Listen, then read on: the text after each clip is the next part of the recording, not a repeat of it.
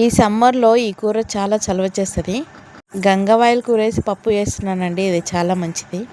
Welcome to our channel మన దేశీ వంటలు. నేను మీ అన్నపూర్ణ. చూస్తున్నారు కదా, ఇది మా చేను నుంచి తీసుకొచ్చిన ఫ్రెష్ పాయల్ కూర. దీనికి మందులు ఏది వేయలేదు, అదే మొలిసింది అట్లా. చూడండి, ఓ ప్రెషర్ కుక్కర్ తీసుకొని దాంట్లో ఒక చిన్న గ్లాసు పప్పు తీసుకుంటున్నాను, కందిపప్పు. ఈ పప్పు ఇట్లుంది ఏందనుకుంటున్నారా? ఇది మా చేను పప్పు అండి, అందుకు ఇలా ఉంది.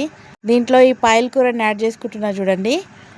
ఈ పాయల్ కూర శరీరానికి చాలా చలువ చేస్తుంది.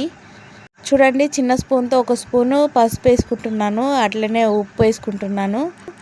ఇవి ఉడకకంటే ముందు వేసి ఉడికించుకుంటేనే మంచి ఫ్లేవర్ వస్తుంది. కారం పొడి కూడా వేసుకుంటున్నా చూడండి. ఒకటి గట్టిగా మీరైతే ఒక చిన్న స్పూన్తో ఒక స్పూన్ వేసుకోండి. చూడండి, దీంట్లోనే నేను ఒక పెద్ద నిమ్మకాయ సైజు చింతపండు కూడా వేసుకుంటున్నా. చింతపండును కూడా కలిపి ఉడికిస్తే మంచి ఫ్లేవర్ వస్తుంది. గ్లాస్ తోటి 2 గ్లాసుల వాటర్ తీసుకుంటున్నా చూడండి. ఇప్పుడు దీనిపైన లిడ్ పెట్టుకొని మంచిగా 2 విజిల్స్ కంప్లీట్గా వచ్చేంత వరకు ఉడికించుకోవాలి. 2 విజిల్స్ వచ్చే వరకు పప్పు ఉడికిపోతుంది, అట్లాగే మన పాయల్ కూర కూడా మంచిగా ఉడికిపోతుంది. సో అందుకనే 2 విజిల్స్ ఖచ్చితంగా రావాలి. విజిల్స్ వచ్చినాక కూడా ఒక 5 మినిట్స్ తీసి పక్కన ఉంచండి. చూస్తున్నారు కదా, 5 మినిట్స్ ఆగిన తర్వాత నేను లిడ్ ఓపెన్ చేసేసరికి ఉడికిపోయింది పప్పు. దీన్ని బాగా పప్పు గుత్తితో ఇట్లా రుద్దుకోవాలి. చూస్తున్నారు కదా, మంచిగా రుద్దుకున్నా అంటే కంప్లీట్గా కాకుండా కొంచెం కచ్చపక్కనే రుద్దుకోవాలి. దీంట్లో మనకు కావాల్సిన నీళ్ళు అంటే నేను 3 గ్లాసుల వరకు వాటర్ యాడ్ చేసిన దీనికి వేసుకొని కలుపుకున్న తర్వాత చూడండి మన పప్పు ఎంత బాగా వచ్చింది. ఇప్పుడు దీనికి పోపు వేసుకుంటే మన పప్పు రెడీ. స్టవ్ పైన ఒక మూకుడు ఉంచుకొని దాంట్లో ఒక స్పూన్ ఆయిల్ వేసుకొని, ఆయిల్ బాగా వేడెక్కిన తర్వాత దాంట్లో కొంచెం ఆవాలు, కొంచెం జీలకర్ర వేసుకోవాలి.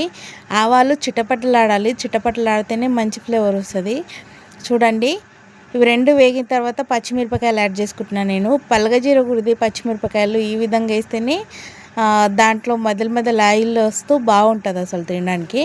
దీంట్లో నేను మిరపకాయలు మగ్గిపోయిన తర్వాత ఉల్లిపాయలు యాడ్ చేసుకుంటున్నా చూడండి. ఈ ఉల్లిపాయలు కొంచెం వేగడానికి టైమే తీసుకుంటుంది, ఎందుకంటే దీంట్లో వాటర్ ఎక్కువ ఉంటుంది కదా. సో అందుకనే ఉల్లిపాయలు మగ్గుతూనే ఒక మంచి టేస్ట్ వస్తుంది. పచ్చిగా ఉన్నప్పుడు వేస్తే ఆ టేస్ట్ మనం మిస్ అవుతామండి.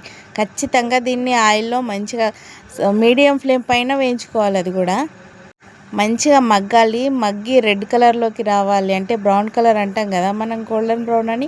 ఆ కలర్ వచ్చేంత వరకు దీన్ని మంచిగా వేపుకోవాలి. ఇది వేగిన తర్వాత దీంట్లో కరివేపాకు వేసుకుంటున్నా చూడండి నేను. ఈ కరివేపాకు కూడా చిటపటలాడాలి, చిటపటలాడేంత వరకు వేపుకోవాలి. అప్పుడే దాంట్లోని ఫ్లేవర్ అనేది బయటకు వస్తుంది అన్నట్టు.